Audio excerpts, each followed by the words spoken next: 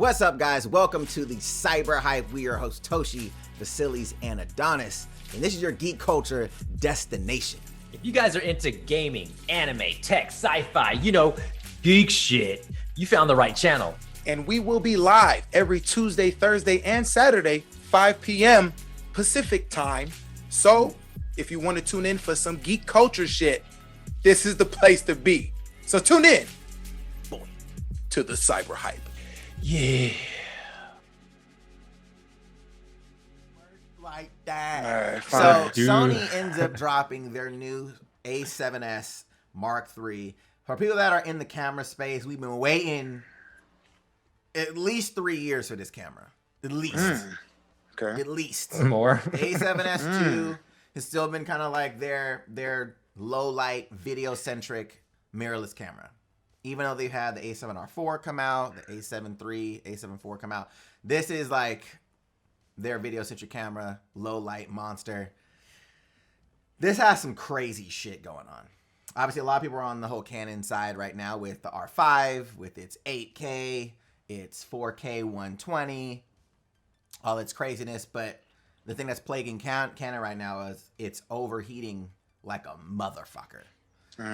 It's like too hot. And the file sizes are too damn big.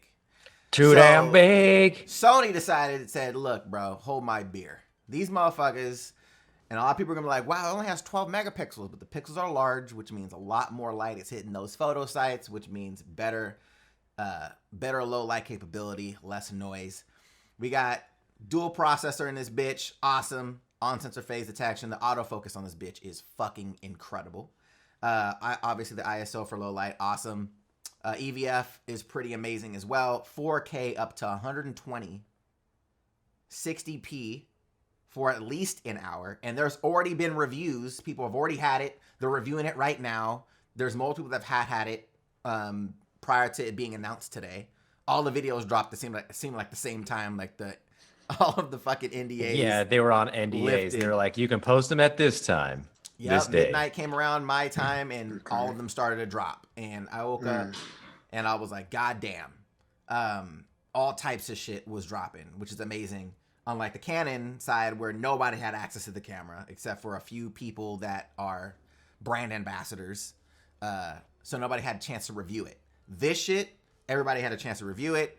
And it's exceeding plenty of people's expectations. Nobody has been able to make this bitch overheat besides one person, and they were doing 4K 120 for over an hour outside and decided to overheat. When nobody's filming 120 frames slow-mo for an hour. It's not, nobody's doing that, ever. 16-bit RAW video output, which is the same as my Blackmagic Cinema camera. So if you want to do 16-bit RAW, you can at 60 frames a second. And that's to an Atomos Ninja 5. Awesome. 10-bit 422 internal capture. And that's in H.265 and 264 if you want to. Fully articulating screen, finally, on a fucking Sony mirrorless. That's a standout. 5-axis in-body stabilization, obviously. And then one of the coolest things, the twin card slots for SD or CF Express Type A. CF Express Type A almost looks like the cartridge types for the Nintendo Switch. It's almost the exact same size.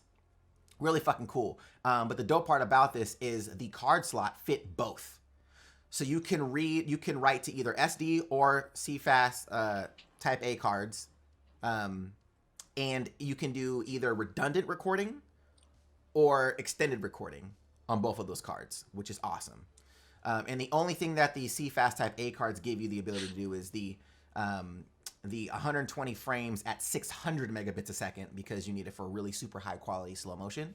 But other than that, all the other formats write to SD cards, which is amazing. So is the reason why they didn't go with the Type B is because of space? They wanted to keep the form factor? I'm assuming so. And the ability to, I think, also make it as usable as possible. Most people have SD cards. So they're like, look, if we have a super fast SD card, V90 cards, that can write all these codecs, let's just get another CFast card that's about the same size that can do the same thing, which is really dope. I think this shit is fire. And then the dynamic range is 15 stops. From what they claim, there's already been tests that it does as far as usable dynamic range is 13 stops. To put that into comparison-wise, most cameras that are in this range are anywhere from usable stops around 11, sometimes 12 usable stops. Cinema cameras are around what it's doing, which is crazy. And this is a mirrorless DSLR. And the ability of it not overheating doing any of these. It doesn't pixel bend, which means it's not line skipping like the Canon is in its full frame. The quality of this is fucking astronomical. The color science is beautiful. I'm super excited, and it's $3,500 for the body. Oh, so it's $300 less than the R5. Right. So So I feel like for the more well-rounded person that's going to need something for both, the Canon seems like a better option. If you're focused on the more cinematography and the cinematic look and feel and a tiny form factor, this is the way to go and to get into your foot in the door at 3,500.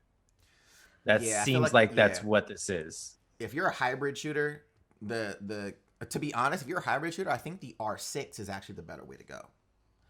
I think if you're a hybrid shooter, because even though you still have some heat situations going on, the file formats for the R5 are they're too fucking large. They're too large. They're too crazy to manage. You're gonna have to edit with proxies. It's just doing too much.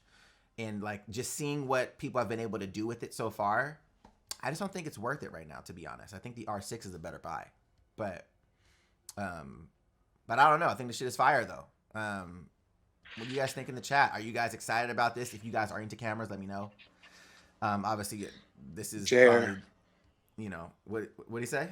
Jer said, so what I'm hearing is Adonis is going to be treating himself. Well, to be honest, I'm probably going to be selling my GH5S, my GH4, all my lenses for it, and getting this as my B cam and using my Pocket 6K as my main cam. So I'll be using like that for like podcasts and stuff like that. I'll be using the A7S III for all that, but I still have to consider like I don't own any Sony glass, so that's obviously a whole other expense. Glass is usually good glass is usually the most expensive investment you will get with your camera, and most of it is the most important part because that's what's taking the light into your actual sensor is the glass. So a nice, beautiful, big front element. Nice big old aperture in the back. Big old juicy, ooh, fat. Big old aperture. Big old aperture. Hefty lens. I like my lenses thick. Hefty. Speaking of